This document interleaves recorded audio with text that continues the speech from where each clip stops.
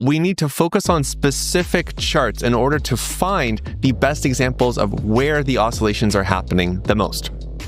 And I want to be clear that this right here is not an oscillation. This is a parabola. That's not what I'm talking about. An oscillation is also not this. This is just dumping.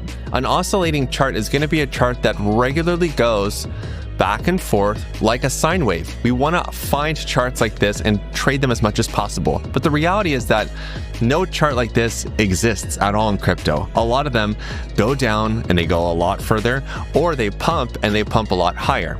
But within these moves, there are these little oscillations that happen that allow us to capitalize on all of the volatility, whether it's to the upside or it's to the downside.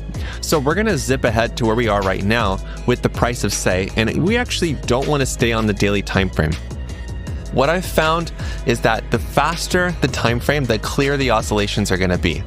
So when we zoom out and we look at price action, we can clearly see that we have these repetitive patterns where we see the price going up and down, lurching up and going lower. Now we can clearly see a pattern happening right here, even starting from back over here, to be honest. But we can see that this has an oscillating pattern where we have lower highs and we also have lower lows. So we have a channel that's actually moving down. One of the best ways to trade one of these channels is to first recognize what is the trend. Is it oscillating sideways? And as soon as we see the price, as we're taking a sample set like this, and we see the price starting to put in these lower highs, especially about here. And again, this is the hour time frame. So it's going to take us about 12 days to figure out what's happening. But when we start to see price action putting in lower highs, then we can assume that we're going to see lower lows as well. We can see a support level that's established here.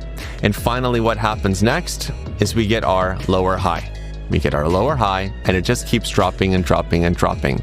So one of the ways that you can trade a chart like this is to measure these oscillations. Find out what's the normal amount that, say, drops before it bounces. And also, definitely zoom back in time, even if it's on an uptrend.